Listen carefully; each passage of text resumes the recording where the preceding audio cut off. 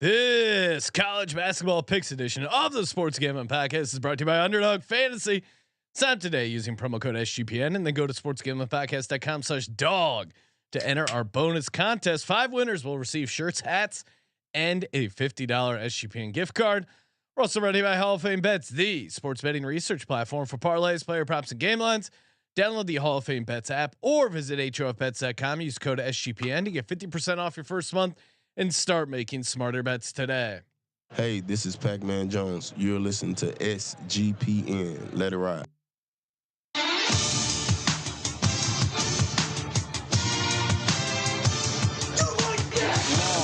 Cox.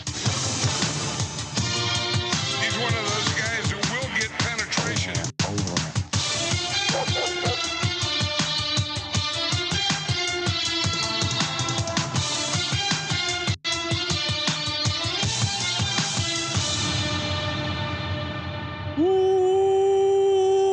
Welcome everyone to the Sports Gambling Podcast. I'm Sean, stacking the money green with my partner in picks, Ryan. Real money Kramer. What's happening, Kramer? Dog.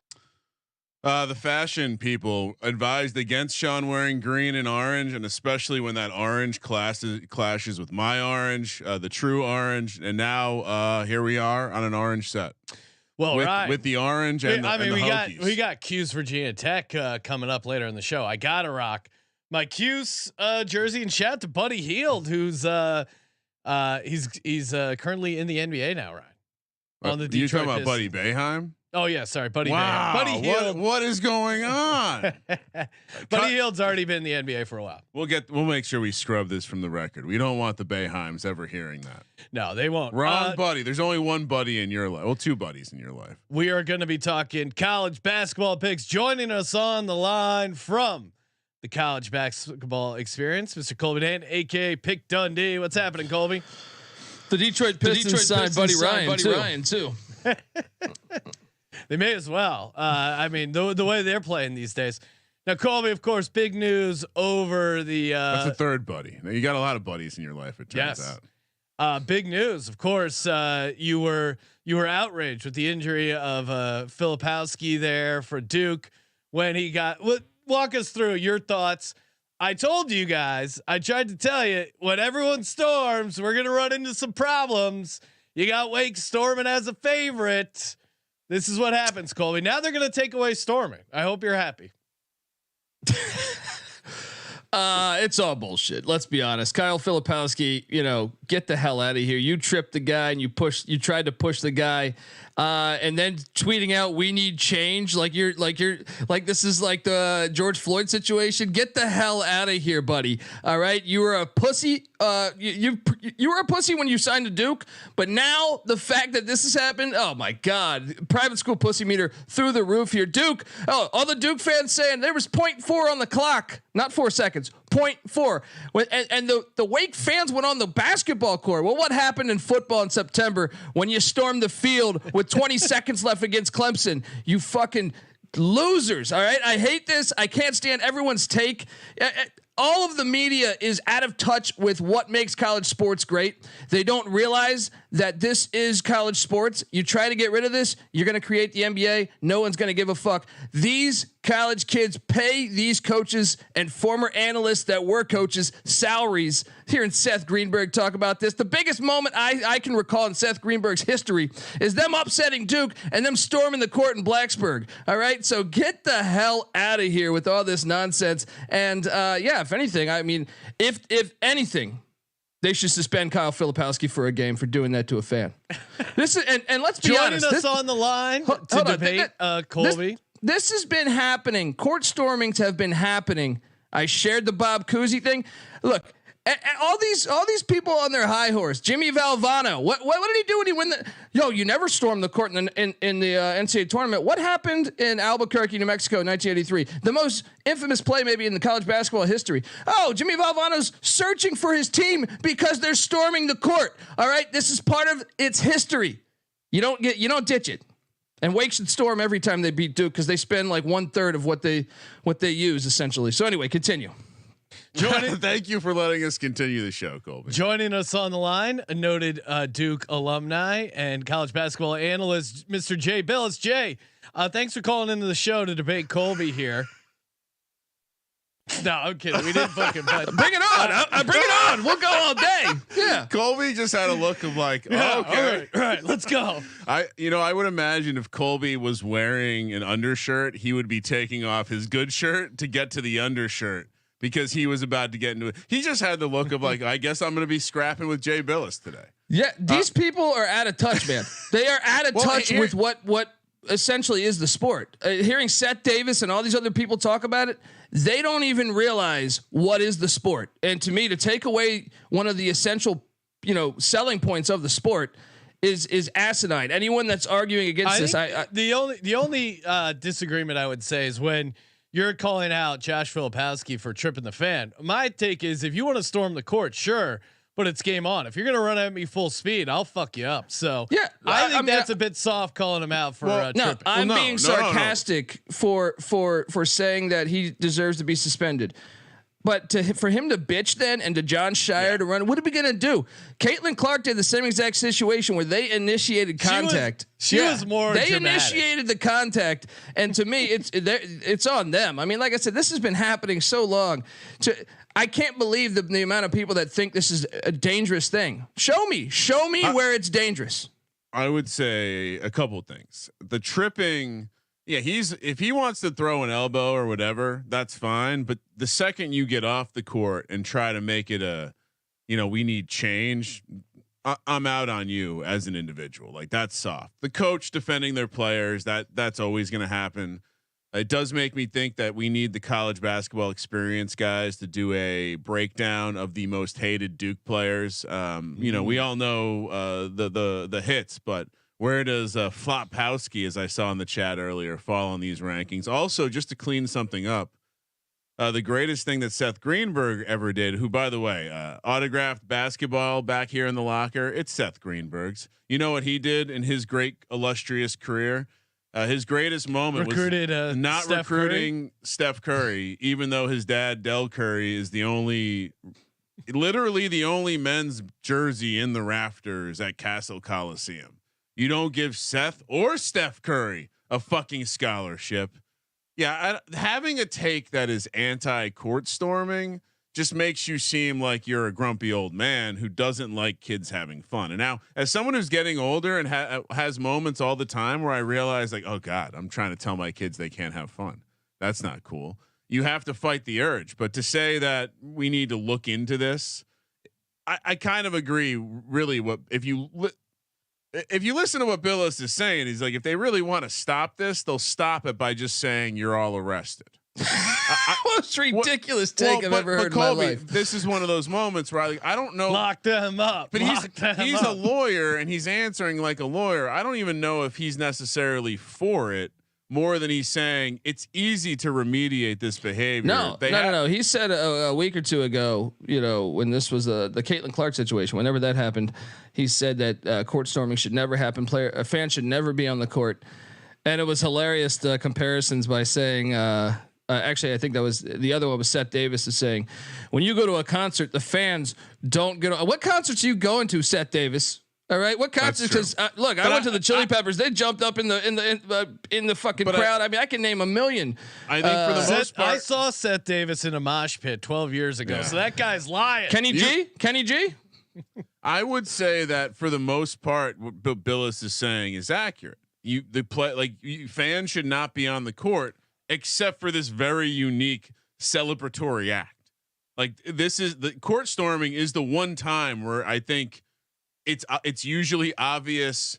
It's not unsafe because for the most part, these kids are just running on a thing, trying to get some social media clips up and get some likes. And let's really think about this too. I'm sorry. Like you're a college kid.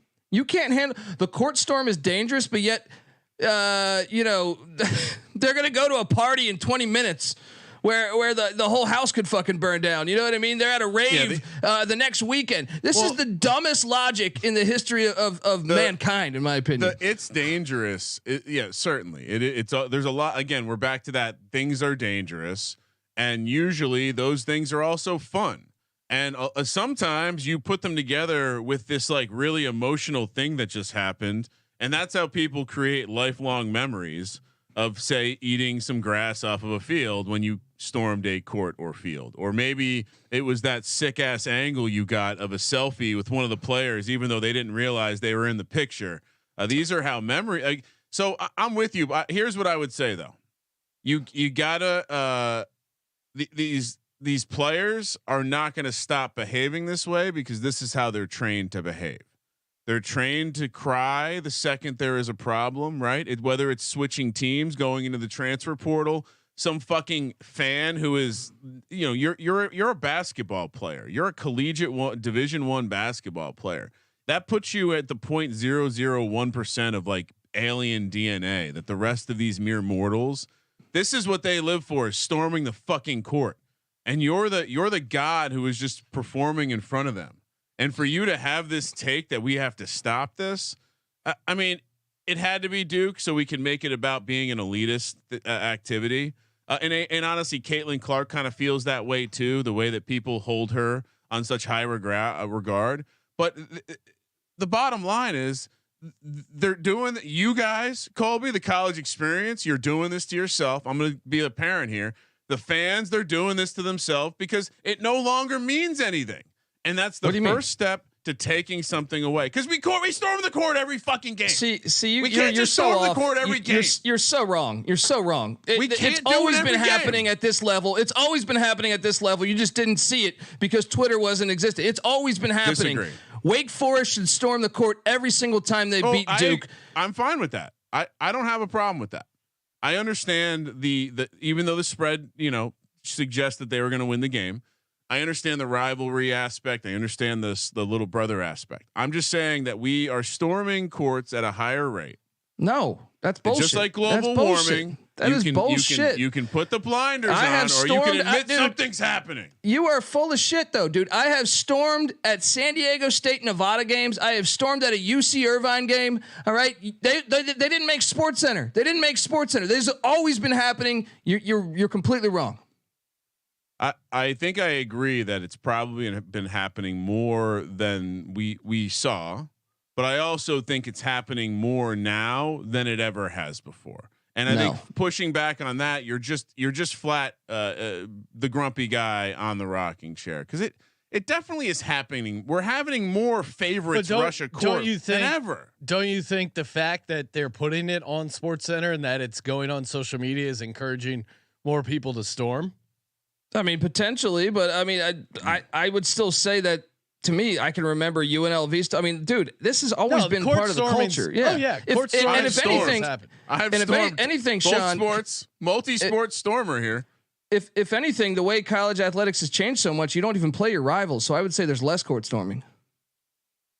Yeah, I do think that there were probably storming in some situations that aren't storm warranted. That's all I'm going to say. I think as someone who argue that Wake Forest shouldn't storm when they spend like 1/5 of the amount of money on basketball on Duke, and that win probably gets them into the NCAA tournament. I stormed twice. I've told these stories. Both times were against teams that were ranked, I believe, number 1 in the nation, if not top 3. And so that seems like a high bar, and it seems like maybe we've lowered that bar. That's all. No, and I'll say this too. All right, college has been ripping off kids forever. All right, they've been ripping off kids forever. Burn the whole thing down. You're paying $30,000 a year. Then you have the right to storm, and you're paying the salaries for Seth Greenberg when he was at South Florida.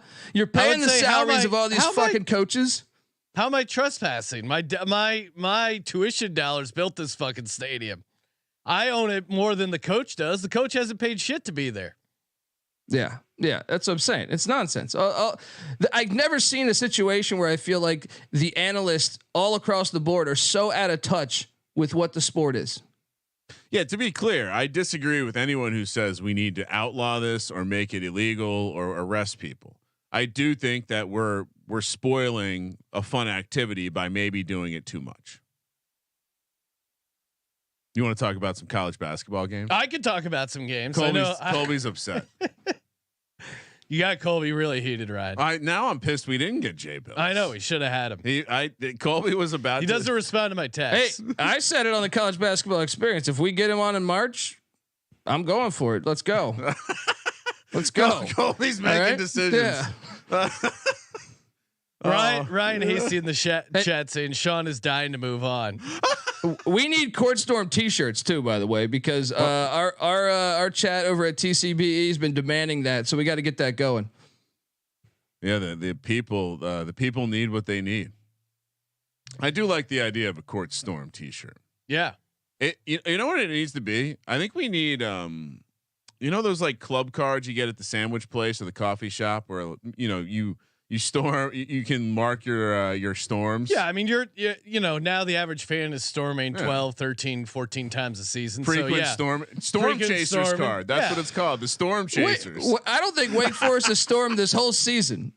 I don't think they've stormed this whole season. Where are your storming stats? They're on the website. Okay. Wait, you have when you order a T-shirt, it unlocks the code. Can you? All right. So first, we need the Ken Pom of court storming. Projected storms. How many storms on back-to-backs? Like, there's a lot of great storming data that's just going unmined. You can't really have we can't really have this debate as to whether storming's increased or not because no one's actually measured it. So you know who started it, right? Who started? Saban in Alabama. When Tennessee took that goalpost to the river, that's when they were saying this is unsafe. This shouldn't be happening. Alabama filed something. Greg Sankey went on the behalf of Alabama and issued some ridiculous fine for every team in the SEC that storms, even though they still storm. They were the starters. Caitlin Clark next, and then obviously the private school pussies last. Alabama's view is running on the field dangerous, transporting a gun to the scene of the crime, not violating any sort of university policy. Is in the hat. All right, so Ken Pom's within Ken Pom's fan match view, he does have a thrill score and then a comeback score and an excitement score. Perhaps we could reach out. He is a Hokie grad and get a court storm metric. That would be awesome. Into Ken Pom. Maybe it could be a collab between all the guys with models like Noah Beanick, Moneyline. I see. This is. I will say the court storm activity or the whole situation. I feel like Moneyline Mac was built to like just play whack-a-mole with trolls. I could just see his shoulders tensing up and he's like neck just kind of nodding forward as he's sitting there and just smashing these fucking trolls. He's just digging up. You guys have a research team digging up old Duke court storms? That's great. If they got historic footage of storms, black and white court storms. I will say, I said this to you privately, Sean, but when I saw someone was digging up old tweets that Mac had, my first instinct. Thank God was they to were say, about court storming. Yeah, it was like, Mac seems like a good guy. Hopefully, he wasn't doing too much stuff with a Huggy Bear. And I mean, don't you love the Duke fan though that says like you can't storm, right? No, like you can't say that. That's ridiculous. Duke stormed. Mac posted a greth video today about their 500th win for Coach K. They were ranked #1 in the nation, and they stormed. They were 500th win warrants a storm. But they were celebrating. Still, they're probably like a 12-point favorite. What the fuck, man? I mean, they were celebrating. Yeah. They weren't trying to assault someone. Like those filthy Wake Forest fans coming down trying to commit a crime. That's where it kills me. It's no different than the cameraman at that Chiefs Raiders game that claimed Devontae Adams assaulted him because this guy got in the way of Devontae Adams. It's like, guys, you're near athletes. You can't claim any of that shit. And as far as this new culture of like taking your flop tactics from your sport, your basketball sport onto the real world.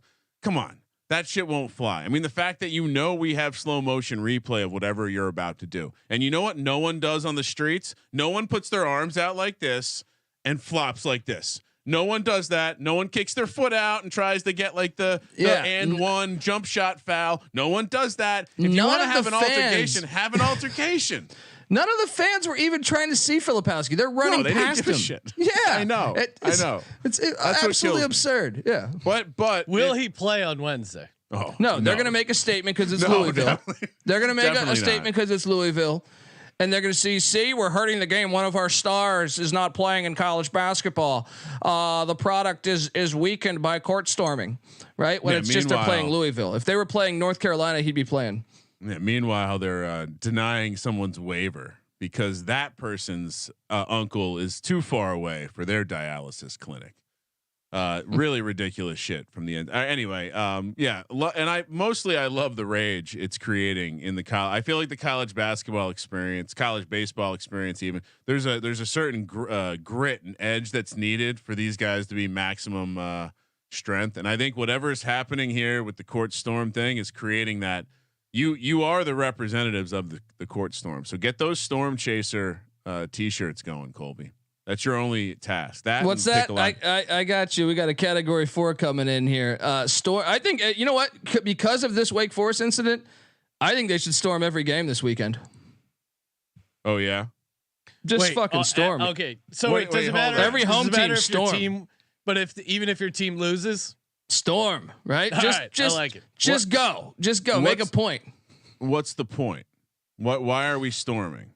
I'm joking, buddy. I'm joking. Okay. Yeah. But are you? I can't see. I don't.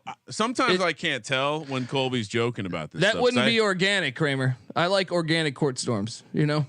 But it could be one of those things where it's like, well, we have to send a message. Like this is like the scene in Braveheart. We have to send a message. If we all collectively storm on this Tuesday night or on this Monday night, we will be showing the people that we will not, or it will just immediately get banned. That's playing with fire. When you really think about it, like the Duke fans to complain that the Wake fans were being too much when they have in years past put girlfriends' phone numbers on the harassed their for weeks. Harassed Eric Montross's girlfriend or whatever, made fun of a guy who had syphilis or something. You know what I mean? Like the audacity syphilis? For them.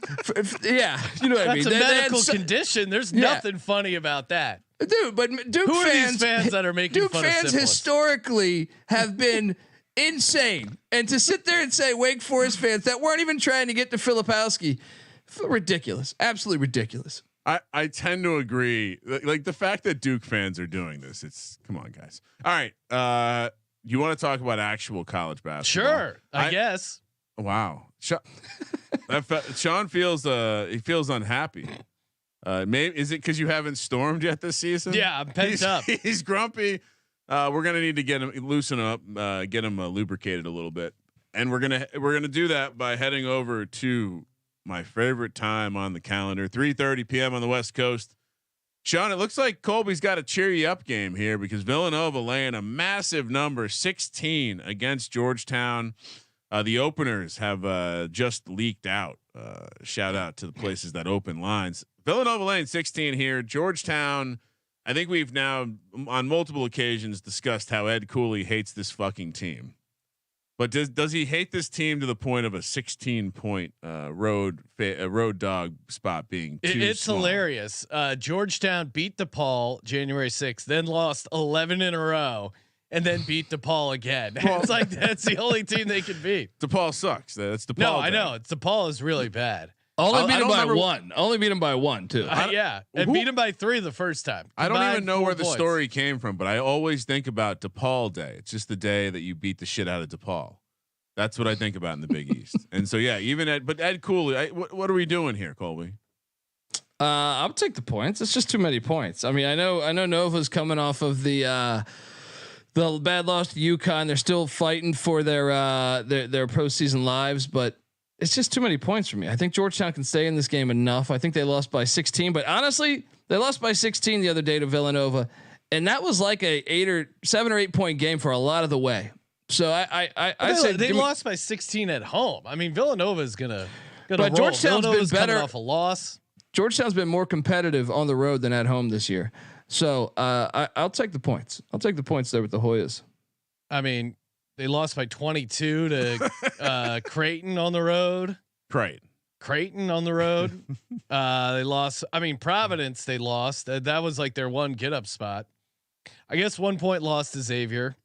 Lost by 13 to UConn. All right. I mean, it still makes think the it's, Notre Dame game just I don't know. Shocking. Villanova coming off a loss, I think is a good spot for Nova. So give me Nova laying the points. Does Colby have a reason he's taking the points, or he's just like too many points? I just think that's too many points for a Villanova team that's been up and down all year. You know, like have they beaten anybody by that many points? I don't think they have, right? Probably not. Yeah, probably not. But you know me, I like the chalk. Georgetown sucks. Ed Cooley can't wait for the season to end. He's got to uproot this team. How they did beat Georgetown by 16 points. If you're wondering whether or not they beat someone by 16 points. Oh, that's a great pull, Sean. Great pull. No, I'm just they beat Seton Hall by 26 points, beat Providence by 18 points at home. He didn't actually want you to look that up. Oh, sorry. Yeah. Well, I mean, since you're bringing that up, if you really want to do that there, you know, they lost to Penn. You know, Penn is currently 10 and 16. Come on. You're talking about 10 November and 13th, Colby. They lost to St. Joe's. They lost to Drexel. Yeah. They Now, lost you're to. you're talking about the year 2023. They lost to Butler, who's been struggling here left and right. All right, let's they go. just beat Get Butler on February 20th by 10 points. Sean is loaded today. No, I'm just dropping facts. Kramer, what are you doing? You taking Georgetown? No, I'm points? Obviously laying the points. Okay. I don't know if you've my betting strategy had a nice. Somehow missed on a lock thanks to losers over at Baylor last time out, but the favorites have been doing well. For me. I should have swept the board, but Oklahoma hit that crazy game winner. Yeah, and our February 22nd show, we went 6-0 on our locks, which is pretty awesome. February 23rd show, 4-2, so on a 10-2 run. Last two episodes on our locks. My lock percentage, if anyone's wondering, 68%. We gotta get to 69, or it doesn't matter, Sean. I've been dabbling. I keep going on and off 69. Yeah, usually you're not on and off 69. You're either in or out. It's the lifestyle choice. All right, we'll head over to the 4 p.m. normal starting time. 3:30. Just starting a half hour early. Just getting on that island. When does someone hop them and start at 3 p.m.? Can't wait. Bloomington, Indiana. I think there's going to be an excess of staples in and around the arena here. Indiana, Wisconsin, Whiskey Lane 3.5 on the road. Have they fired their coach yet in Indiana? Is Woodson still there? He's hanging tough despite, getting beat down by Penn State, and they're 2-8 in their last 10 games. But they are 10-5 at Assembly Hall. And Wisconsin's 3-7 on the road, so maybe they can knock off the Badgers at home here.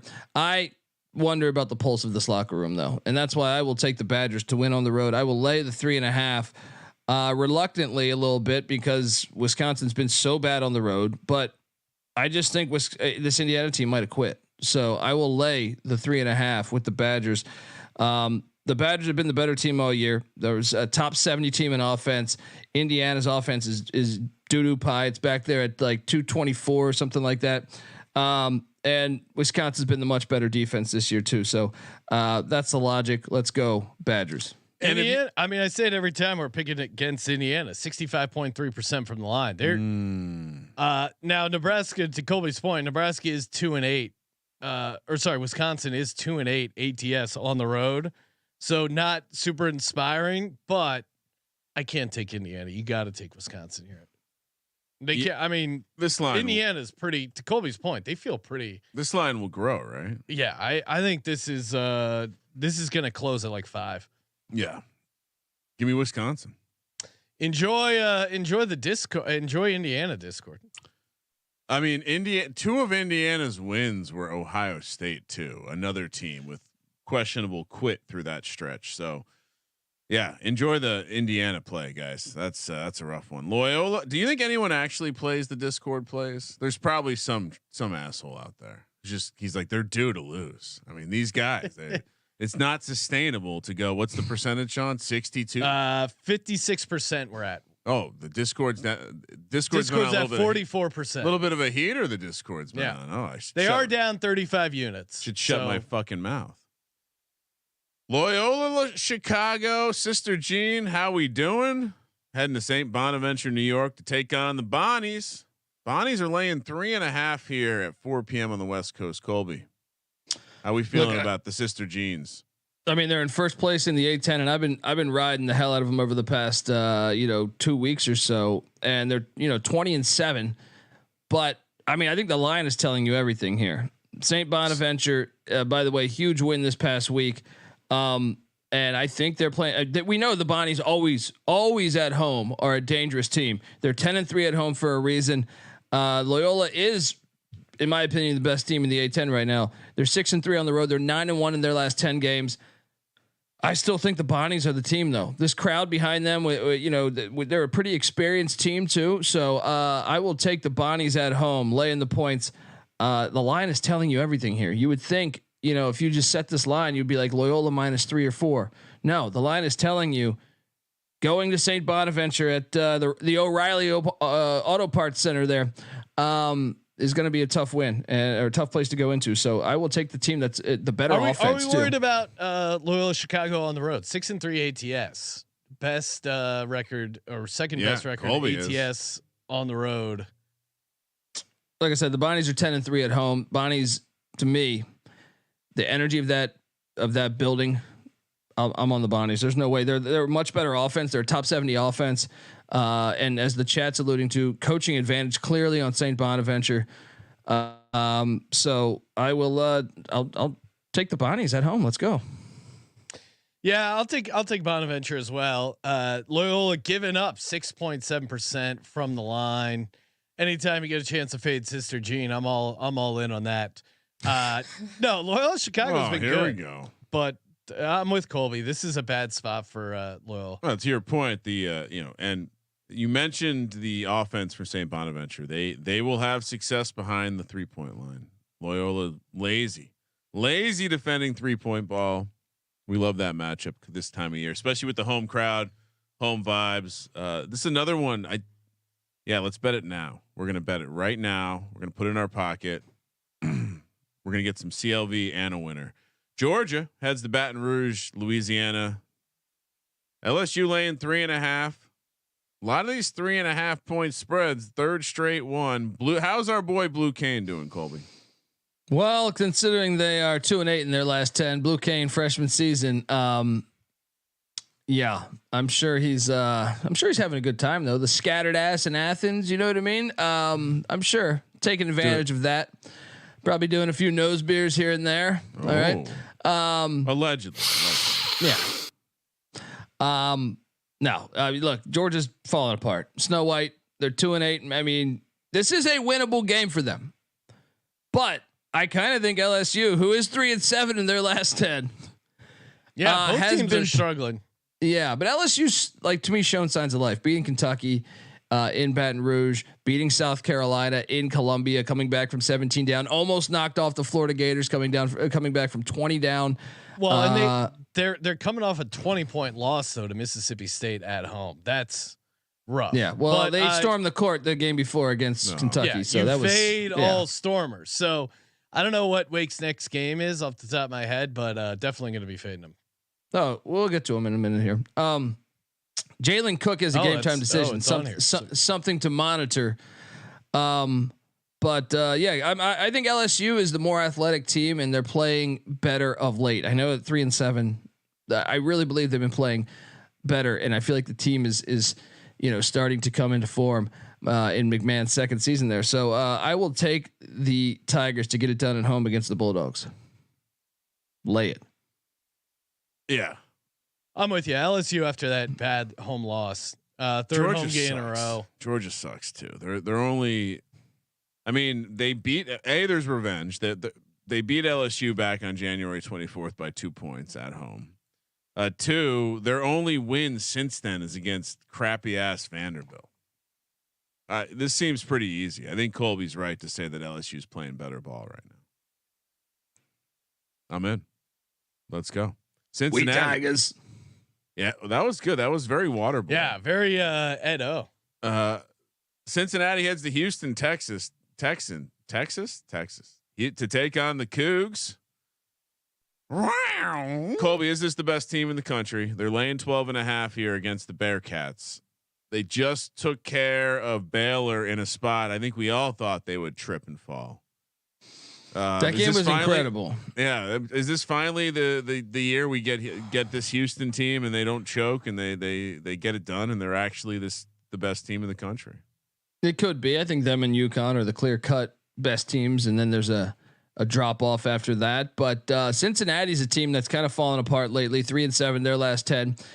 They just lost at TCU, and I thought, you know what, stick a fork at Cincinnati. They can't make the NCAA tournament anymore. But then I realized they have a game against Houston. If they were to somehow win this game, I think they could get back in the mix for making the NCAA tournament. And Cincinnati's been fairly decent on the road this year, 4-5. Considering you're in the Big 12, I actually think that record's pretty impressive. However, though, Houston's Houston. They're a wagon right now. They're number 1 defensive rated team in the nation. They're top 20. I think they're 25th or 26th offensively. They get that home crowd behind them. They're 15-0 at home. I wish I could say, you know, that they're going to be able to, like Cincinnati's going to be able to come in there and get it done. I will say this though. No, I'll lay the points.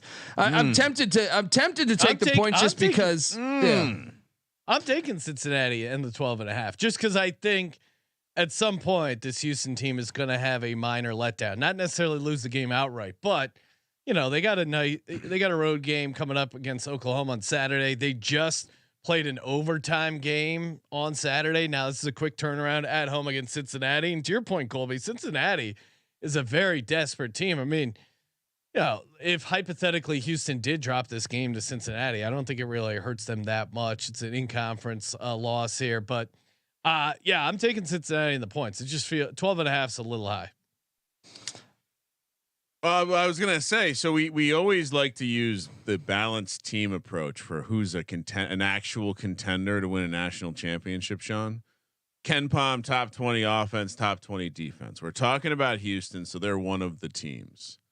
How many other teams do you think are on that list right now? Right now, that would fall in the, you know, it's something like 20 out of 21 years a team has fallen in that bucket. This year maybe would be the year it doesn't, because it does feel like this year, just gut check wise, is a little bit more open than it's actually 2 years, because San Diego State, I don't believe they didn't win. So yeah, I think it's only 1 year in the past 20. I would say there's 2 other teams. Colby, do you want to take a stab at it? Yeah, I would say there's 2 other teams. I mean, and by the way, I think Virginia is the team that won it that did not, because they've never had a good offense. Virginia's never been a top 25 offense. So maybe you're right. Them and the UConn team with Kemba Walker was one of them. Yeah. So Houston is one. Purdue actually outside the top 20 in defense, so they're not on the list. UConn 3rd in offense, 20th in defense. Arizona 6th offense, 13th in defense, and Auburn 15th offense. Oh, Auburn in there. 5th in defense. That's the list right now. So wait, how many is that total? 4. Wow. There are definitely some teams that are close. Marquette, Creighton, as I mentioned, Purdue, all kind of opportunities to get within there. Maybe Duke, even Tennessee. So we'll see. But yeah, I mean, the list is pretty short right now. I'm with Cole. I'm taking Houston here. At this point, I'm not getting in. I feel like the spot was last week, and I feel like we had our opportunity, and this is just a good team. I'm laying the points. Cincinnati's trash away from home. Hey, Underdog Fantasy. If you guys signed up with Underdog Fantasy yet, using our promo code SGPN, get the 100% deposit match up to $100. So fun to get down on some of these college basketball pick'ems. You know how it works, higher, lower, and then of course sportsgamblingpodcast.com/dog. You sign up over at Underdog and go over there. Not only you get the 100% deposit match, but get a chance at the end of the month. We get some Underdog swag, t-shirts, hats, and a $50 SGPN gift card. sportsgamblingpodcast.com/dog. Colby, anything you like tonight, pick 'em wise? I can tell you the Jesse Edwards lower than 22.5 points, rebounds, and assists is one that jumps out to me right now. He is the former Syracuse transfer that is now at West Virginia. I know West Virginia is getting, I think, 10 points in Manhattan, Kansas, but he hasn't been healthy that long. So I kind of like fading that. And I do think if you're going to take someone on the side of Dub V, Raekwon Battle, higher than 15.5 points would be interesting. I know you got to do two different teams though, so I'll give away a different one. Let's go to the likes of Chapel Hill. I will take the Armando Bacot. Oh, I'm gonna say higher. I'm gonna say higher than 11 rebounds. Miami plays small ball. Let's go. It was already in the hopper. I was waiting for what else you were going to give me that I liked. So Jesse Edwards lower, 22.5 points, rebounds, and assists. Armando Bacot higher, 11 rebounds. Plus 300 over there under Underdog Fantasy, promo code SGPN. I was going to throw in Jameer. What do we like for Jameer Nelson tonight, Colby, against Baylor? Oh, I mean, I do think TCU is going to win that game. Oh yeah. What is his number at right now? TCU. It is where is that? It's game? 3. What do you think? What do you think about points, rebounds, and assists? 17.5. I like it. Let's take higher, 17.5. He's a dog. Go. Yeah, Bacot and him. I'm doing that 2-leg one. Let's go. All right. Where are we at? All right. We got a ton of games. Somehow the list seems to get longer and longer. We're all in our kit. Well, Sean's in his kit. I'm not quite in my kit. Virginia Tech heading up north to the weird ACC road trip that is Syracuse, New York. Hopefully they don't stop off at the Turning Stone. Little crap spender, always good for the soul. Syracuse is laying a point here against my Hokies. Wrong team favored. I assume you're going to tell me that the Hokies are desperate and really need this game, Colby. 1-8 against the spread on the road. They're 1-8 in general on the road too. And Syracuse is 13-2 at home now. Syracuse blew a 25-point lead against Notre Dame and almost lost that game.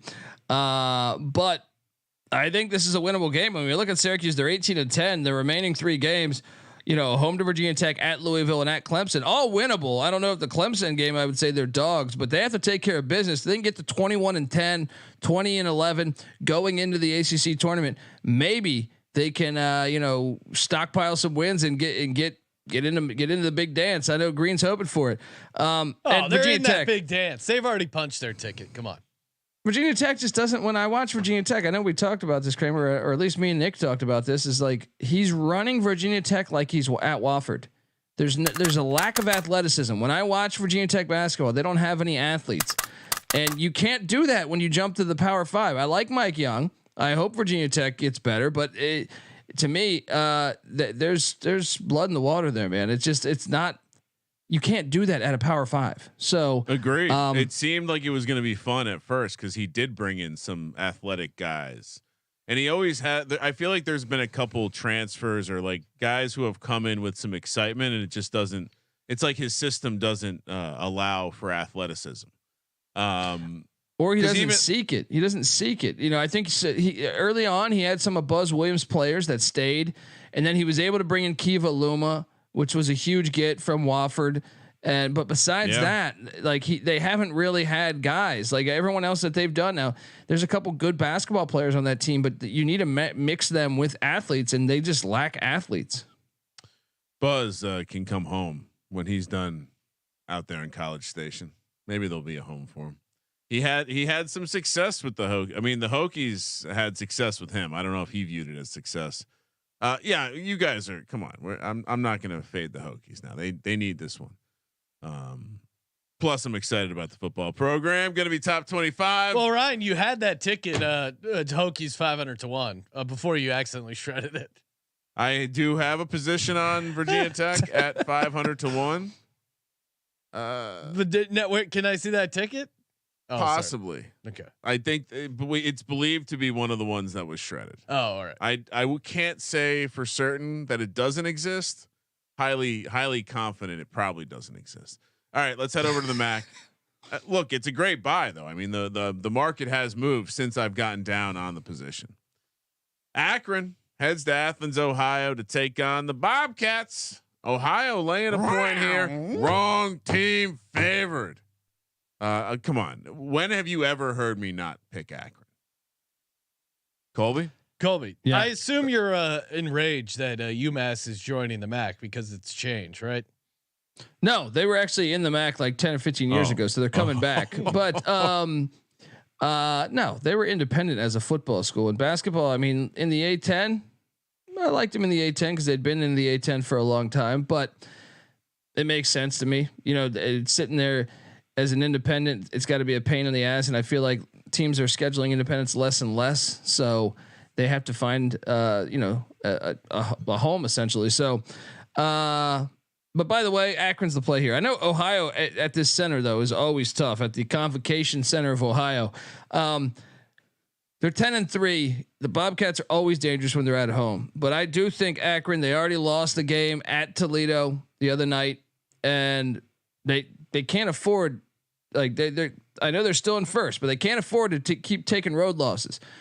Give me the Zips. They're the most experienced team I feel like in the MAC. They're the best team in the MAC with Freeman and Ali. All the difference down the stretch. Zips win in a close one. We're not worried about Ohio at home. I mean, that's what's got me off. I am. Okay. Yeah. I mean, I think this is I on a neutral, you would probably lay like 7 or 8 with Akron, but Ohio at home. Colby, do you have any Akron fans in your army? I need an Akron jersey. No. That's what I need. I need an Akron jersey. I mean, Ohio is 8-4 ATS at home. We definitely want to fade that. Are you sure, Colby? Last chance. Jesus Christ. I'm on the Zips. Because look, at a close game, they have those guys. Ali's made a bunch of buzzer beaters in his career. I just feel like at a close game, they have the guys to make big time shots. Ohio's a younger team. So I'm still going Akron. All even though I know that environment. Zips. I'll take Akron. Yeah. I mean, if you go back and watch the tape of the last time these teams matched up, it wasn't there was no question who the better team was. So, and yeah, I like how you kept saying we. I personally never doubted Akron at all, and I think we need company Akron jerseys. I feel like we can put the Zips somewhere after the San Diego State Aztecs in terms of adopted teams here. Do we ever pick against them? Sean, when's the last time you picked against Akron? I pick against them sometimes. Okay. I'm not as in love with them as you are. Just me and Colby. Yeah. Kentucky, who by the way, playing some good ball, huh, Sean? Roll Tide. Roll Tide. Hey, Kramer, remember when Sean texted us saying Kentucky's the most bet on team this weekend? You guys sure you don't want to change your picks? Kentucky could have scored 200 on them. They could have scored 200 on them if they wanted to. So hard to he tried so hard to rattle my confidence. I did end up betting twice on Kentucky. Colby, remember when you said Ohio State was gonna cover against Minnesota? And I said that was the letdown spot of all letdowns, and tried to talk you at it. Emphatically told you Ohio State hit last night as a dog against Michigan State, though. Yeah, well, what is that? I said Colby, they are good, but this is not the time to take them. We're talking about Kentucky. Yeah, it is relevant. You did try to rattle Colby and I's confidence with a last minute text message about the betting splits in the Kentucky Alabama game. Did you not? Yes. All right. So the judges ruled valid time to talk about it while we're talking about Kentucky heading to Stark Vegas to take on Mississippi State. Mississippi State laying 2.5. And oh my God, is this not? This is the time to fade Kentucky now, right? This is the spot where they're riding high. They're coming off a game playing against what Colby calls the cha-cha-cha offense, shooting all the 3-pointers. Now they got to get into a rock fight down in Stark Vegas. The line is telling you this is once again. It's like the St Bonaventure game, right? I mean, look at this. Mississippi State hasn't beaten Kentucky in Starkville since 2007. Why would they be favorites? Yeah, Chris Jans is building this thing. They lost by 3 in Starkville last year. The game before that, they lost in double overtime, and the game before that, they lost by 4 in Starkville. All 3 were in Starkville. They've been building for this. This is it. Let's go. Situational handicapping 101.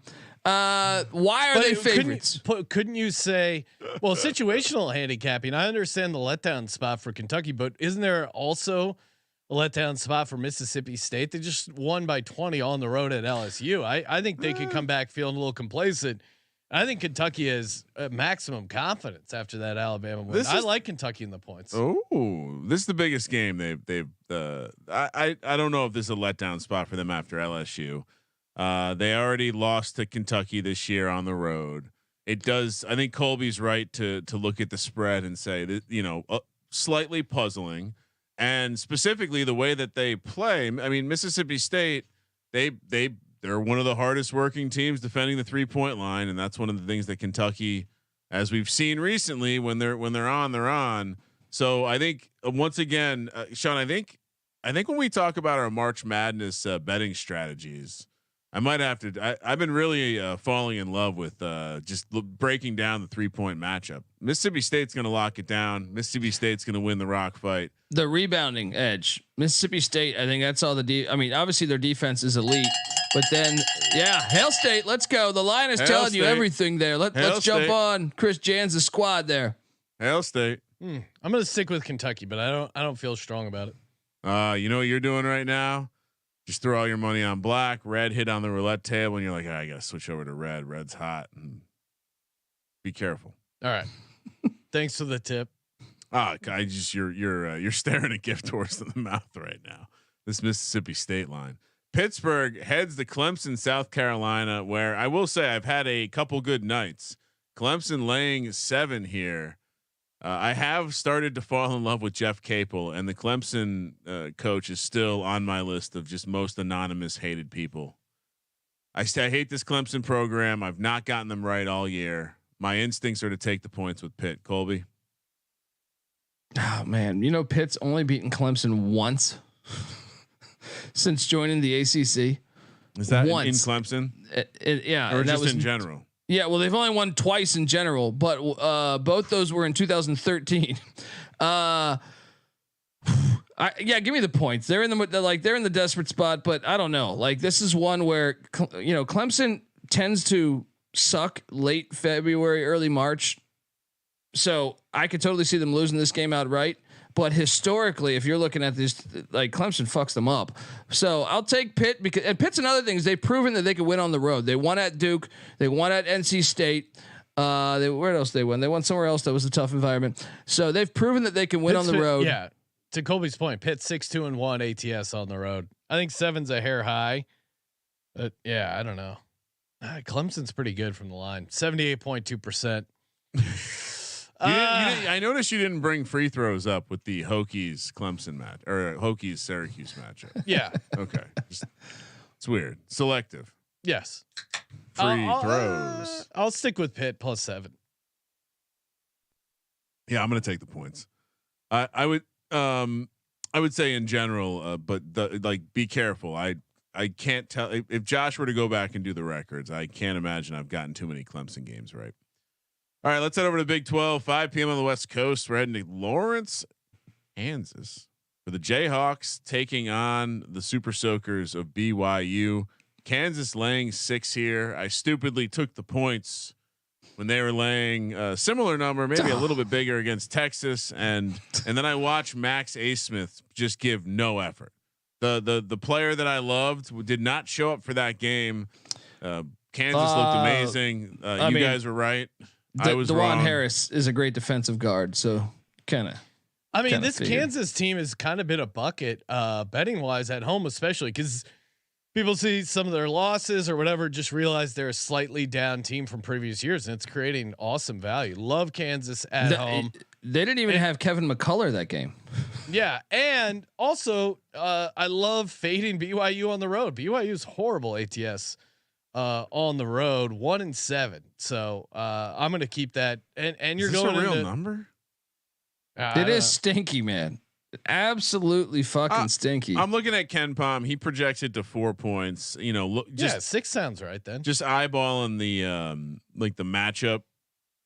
Part of the reason that he, I think BYU is probably a team that has failed his projections decent amount because they are like. Some of these teams that are high variance road to home, I feel like the analytics end up missing a bit. And when you have a game like this where Colby would tell you like the extra 2 points are probably just for the home environment, Sure, but even more so than that, BYU has completely let down on some road spots. So yeah, I'll jump back on the Kansas bandwagon here. And BYU doesn't really play in the fog ever, so this is our first time going to the fog. So yeah, you got to lay it.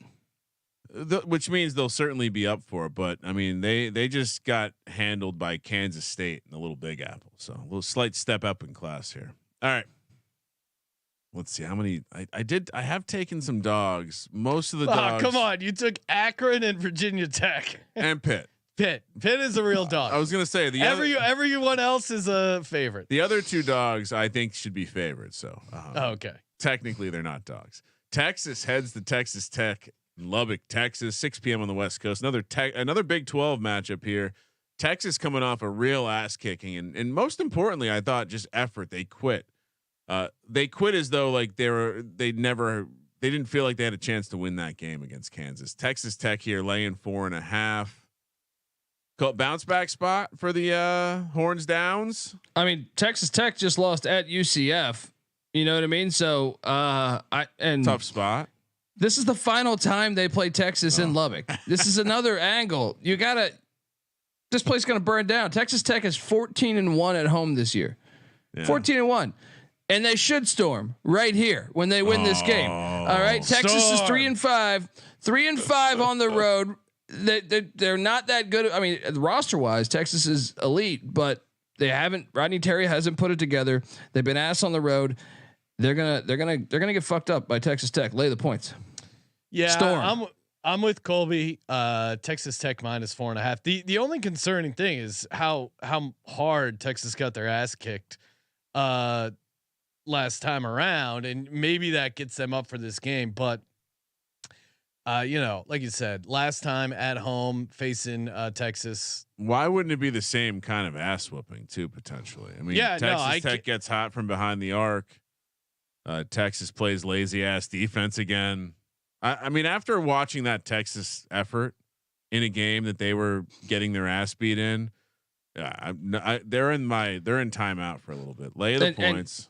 It's an easy handicap. I think Kaysen's right. Texas will never schedule these Big 12 teams in the non-con, at least for a home and away. They'll play in maybe Fort Worth or something, but they're not going to play a true road game moving forward. These fans know that. This is going to be insane. I like it. Pirates. Shout out to Leach. These fuckers do. Why are we picking Texas Tech? I thought we were angry at them because they owe Coach Leach money. They made up. Leach's wife went to Lubbock this past football season. I assume they put a plaque. They got a plaque on a shed somewhere in his honor. Wake Forest heads to South Bend, Indiana. Haven't heard much from the dad of that kid and former ESPN head. Wake Forest heads to South Bend, Indiana, where I don't think we've talked about Notre Dame much this year. Notre Dame catching 6.5 at home. What's happened to the Notre Dame program, Colby? Well, they brought in Mike Bray after he went to the linebacker in and retired after doing shots with everybody. They brought in Micah Shrewsbury. They brought in Micah Shrewsbury, who's actually considering. The Shrewsberries taste like Shrewsberries. I think he's a good. I think it's a good first year. I know they're 10-17, but I think that they're showing signs of life, and I think they're a live dog here after the way Wake just partied. I mean, it's a system play. Notre Dame all day and the points, and Colby's nailing it. They are a live dog. You always got to fade the court storm. Why I advocate for court storming is because you know when to fade the team, and definitely fading Wake here. Notre Dame +6.5. Notre Dame's played better. Like obviously, brand new coach, brand new scheme. He brings over that Matt Painter style. He was a longtime Purdue assistant, then went to Penn State, took them to the tournament. But they really had their struggles at the beginning of the year. I mean, they're still not a good team, but you saw it. They were down 26 to Syracuse. They came back, almost won that game on the road. That's impressive to me. They beat the hell out of a Virginia Tech team. They've been all right. They've gotten up at spots, So they took down Georgia Tech on the road, and they've just been showing signs that they're getting better as a program. I think next year they could actually be a team that could make the NCAA tournament. They did beat Virginia earlier in the year somehow. So wouldn't the letdown spot be more if they're at home for Wake? You don't think like taking to the? I mean, potentially they don't view this as a massive competition here, but I would worry that the obvious letdown spot angle is tarnished by the fact that they go to the road here. And just take the favorite. Right? They are still just playing. Take the favorite. You don't need to explain yourself. All right, give it. You know what? You're right. Give me Wake Forest. You don't need to stretch. I mean, Brian's gonna pull a hamstring over there, stretching so hard. Thanks for I make this 8.2. So Irish, if you win, storm. Yeah, find that pot of gold. And then that'd be great if they injure a Wake player because it'll be poetic justice. Yeah, then Duke would be happy again. It would be very confusing. They'll probably send message through their tunnel system up into the northern part of the Illuminati network. NC State heads to Tallahassee, Florida. Florida State laying 2 points here. Too many ACC teams on the card. I'm feeling these ACC matchups. They're getting out of control. Been off on Florida State for most of the season, Colby. I assume this is going to be one of those where you reluctantly take the pussy pack. Yeah, they're in a desperate spot. They're trying to make. They're 17-10. They're fighting for their postseason lives. I mean, I guess technically you could say Florida State is too, but they're much further back. But yeah, I think the fact that NC State is in this spot and Florida State has been a wild card. I don't think anybody can figure out Florida State this year. So watch this be the one. Knowing NC State's history, this is the one. Actually, you know what? Give me Florida State, just because NC State does NC State things. They do NC State things. They're sitting here at 17-10. They have the North Carolina game on Saturday. You're like, hey, if they can get Carolina on Saturday in a rivalry game and win this game here, oh my God, they're in the NCAA tournament. No, this is the one they lose, even if they beat Carolina on Saturday. Yeah, watching the progression of Colby getting angry about that, just angry about positive words about NC State. No, I think Colby nailed it. I mean, if this was a true toss-up game, I would probably go NC State. But the fact that they're looking ahead to North Carolina, I think this is what trips them up. So yeah, give me Florida State. Yeah, come on. That was the easy handicap. I almost tricked Colby into taking NC State. We all know Colby hates NC State. Yeah, he did start out. Yeah. No, wait, no. I can't do that. It was like he was in a. Well, trance this is like the perfect game they lose. Here they have the what do they call it in Kingpin? Munson, to be up a creek without a paddle. To have the whole world in the palm of your hands and blow it. That's NC State historically. So it's like. This is the game. Watch, they're just like people are like, oh man, they've been hot lately. They're about to make the NCAA tournament. You're like, this is the one they lose, and watch, they will lose it. And it's not just that they have North Carolina on deck; they have Duke right after that on Monday. So, this is amazing. They're taking a trip to Florida before. All right, good luck. Oh, and Florida State's the favorite. Let's go. You know what? I'm gonna actually get down on this one right now because this line's gonna grow. That's my prediction. I'm predicting this line grows. All right, moving along. We got 2 more games. Penn State, the Nittany Lions, they head to Iowa City, Iowa, where Iowa is laying 7 points. Sean, why are you going to take Penn State in this spot?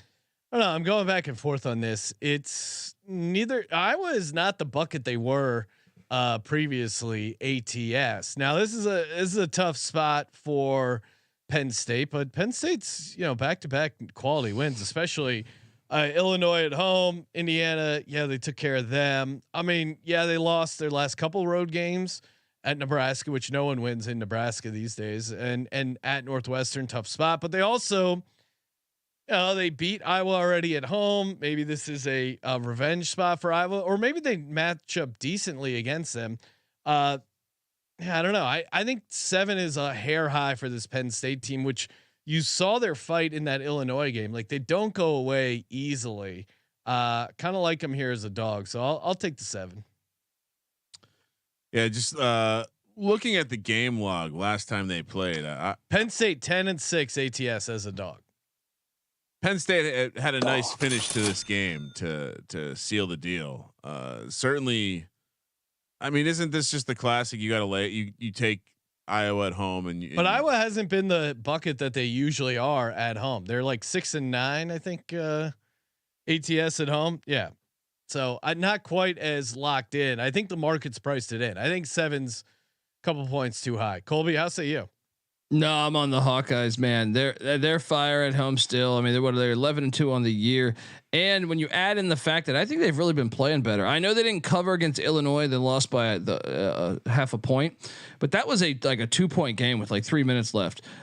Before that, they won in East Lansing. They took down Wisconsin. I think they're playing a lot better. I think they know the urgency of why they have to play better, and I think they cruise. I think they win by like 20. Lay the 7. Kramer, I assume you're taking Iowa, right? I was consider this. I will say that I make this Iowa 5.8, so I almost considered taking a dog. But I think Colby's right. He convinced me it's going to be lit. I'm not worried about their close calls recently at home, and yeah, of course I'm laying the points. I do like this Iowa team at home, but I've also lost the last couple times we've talked about them laying the points at home. You know what? Give me Penn State, Sean. What? Yep. Oh, my reverse psychology finally got to you. Well, I told you I made the number 5.8. I got you. You got to stick to your model. Sometimes right? you got to stick to your model. Nevada heads to Fort Collins, Colorado. Great town if you've never been there. Colorado State, formerly Colorado A&M. The Aggies laying 5.5. This is tough. I mean, I locked up Colorado State against UNLV. They had that. They were up 10 at one point. Stevens is a super fun watch. I love this Colorado State team. Like they do everything right. They hustle, they rebound, but then they just fuck it up and find ways to lose. But they are back at home, where they seem to be a lot better here. Oh, they're so much better. All of their bad spots have basically been on the road. At Mountain West Conference Tournament, it's going to be awesome because I could make. I mean, is that in Vegas, Colby? Air Force going into the Air Force went into the Pit and got a win. That was the most. Dude, that was the craziest game of the year. I was told nobody goes into the Pit and gets a win.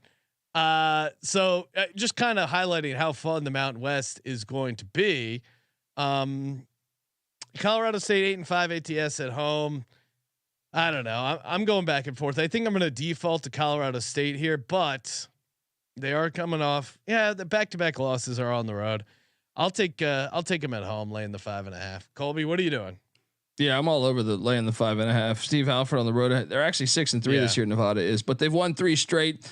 Colorado State's 14-1 at home, lost 2 straight. They still chart as a top offensive and defensive team in the top 100. Colorado State's they know they're in the more urgent spot. They're 7th in the Mountain West right now. They've dropped down to 7th in that's not sustainable. They're going to be they're one of the better teams in the Mountain West. They get it done against Nevada. I think this one might be a big time win too. Woo. The Mountain West tournament will be going on March 13th through the 16th. Sean, we will be in Vegas for a Friday, and it looks like that would be the semifinal night.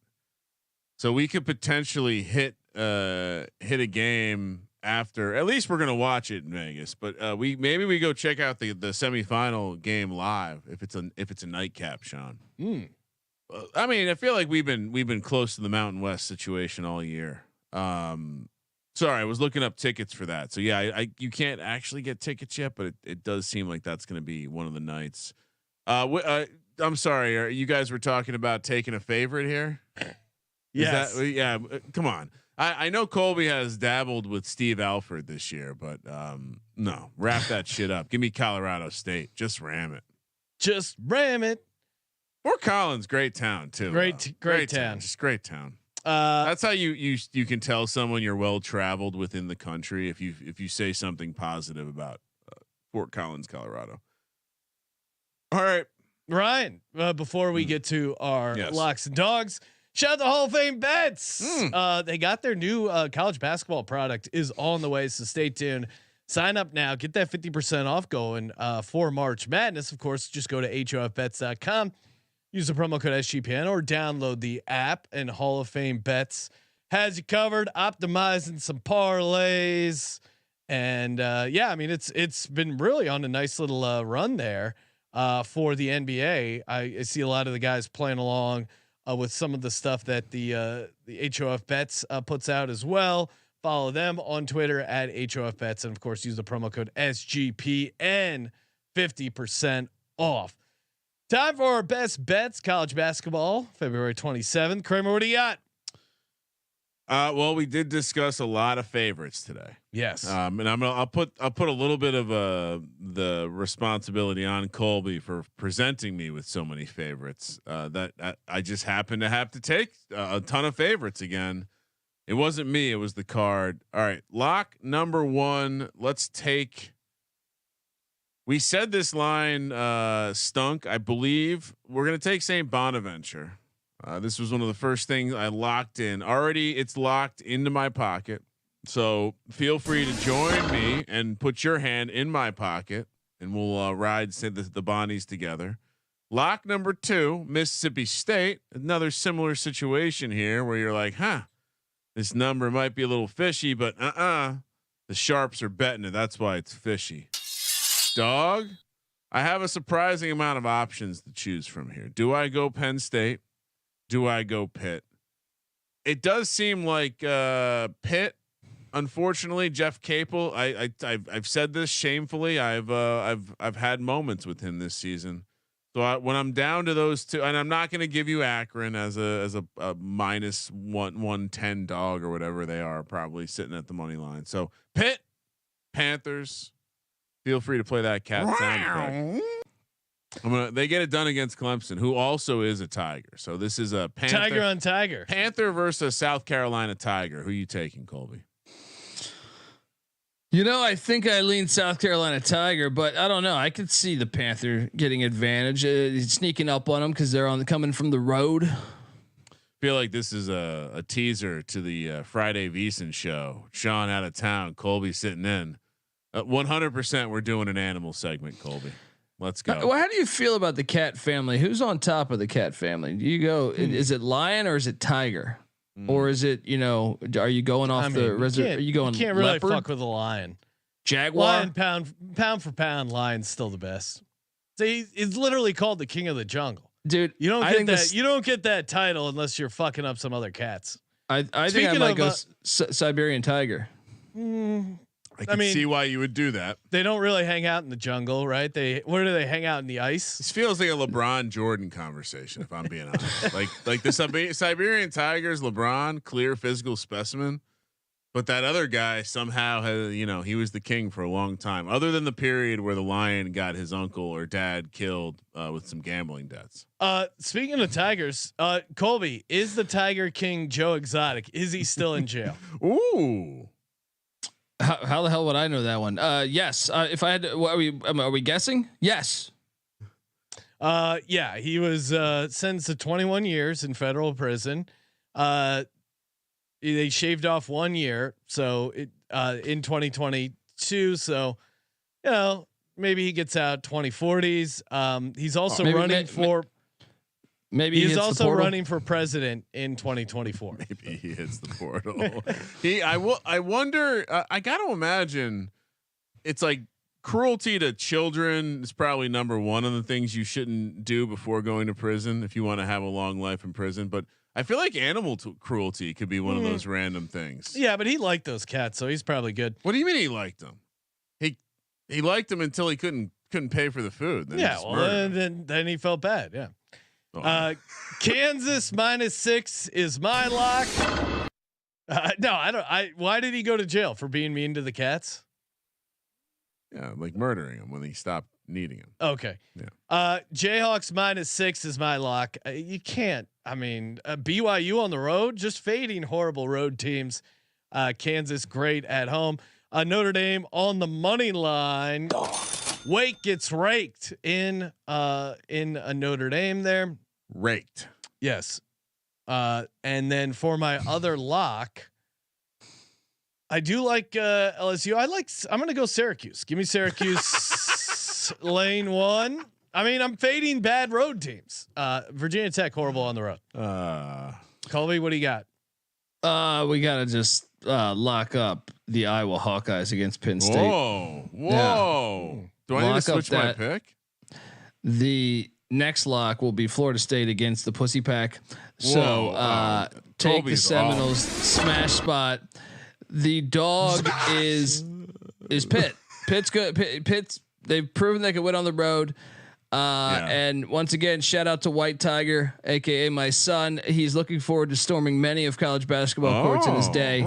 So don't be a bitch, world. Don't be a bitch. Ignore the fucking media besides us. Well, in some regard, I think, being a lone court stormer could be like a place in the future. It's like the postman. It's a drizzle. But instead of the mail, you're just storming courts. You're trying to keep it alive to show people there is freedom. What do we got a group parlay we like? I think we like the Bonnies. Okay. Does everyone Texas feel Tech. good? But no, what's up? What was that? What was you did a little head fake. No, that's fine. Uh-oh. Texas Tech. Now, I like Texas Tech. Yeah. Now it's going to be our fault. This doesn't come through. I like a little Colorado State Texas Tech parlay there. What else can we throw in there? Yeah. Wouldn't a Kansas Texas Tech situation make sense? Little Big 12 McGillicuddy. What about Kansas, Texas Tech, and Colorado State all laying the points? 3-teamer. Yeah, let's take that the Midwest parlay. Does that count as Midwest? What? Tornado Alley. Yeah, what's not Midwest? The Rocky Mountains, right? It's more the Rocky Mountains. If you're Rocky Mountain adjacent, you're Midwest. I think that they all qualify. I'll see you at Sunny Lubick Steakhouse in Fort Collins. Get on over there. Yeah, you know how it is. The geography in the middle of the country is less memorable, I'll say. So lock up the parlay. Colorado State, Texas Tech, Kansas, and I'm on Kansas -6. Q laying 1. Notre Dame money line. Colby likes Iowa -7. Pitt on the money line. Florida State laying 2. Kramer likes the Bonnies laying 3.5. Pittsburgh on the money line, and then Mississippi State -2.5. Hey, toss this nice rating and review over on Apple Podcasts, and of course, get in on the contest. sportsgamblingpodcast.com/dog. For your bonus prizes. I actually got my picks from the future. Wow. Little teaser to the Are they all right? to the Patreon episode where we discuss me maybe going to the future, maybe going to the past, all through hypnosis 15 years ago. Yeah, bonus Patreon episode is going to be Kramer years ago on my old podcast. Had Kramer on, a guy who hypnotizes people, a doctor, and and he did a past life regression on Kramer, and the results were amazing. So you got to check that out. Technically, it's just a life regression. It could have been future or past. Okay, but I thought weren't you in the Civil War there? Well, maybe there's a future Civil War. We assumed it was the past. Oh, okay. But So who knows? Terrifying stuff. And of course, check out the college basketball experience. Thank you for participating in the Sports Gambling Podcast. For the Sports Gambling Podcast, I'm Sean, second the money green. He's Ryan. My pocket is full, Sean. Kramer, let it ride.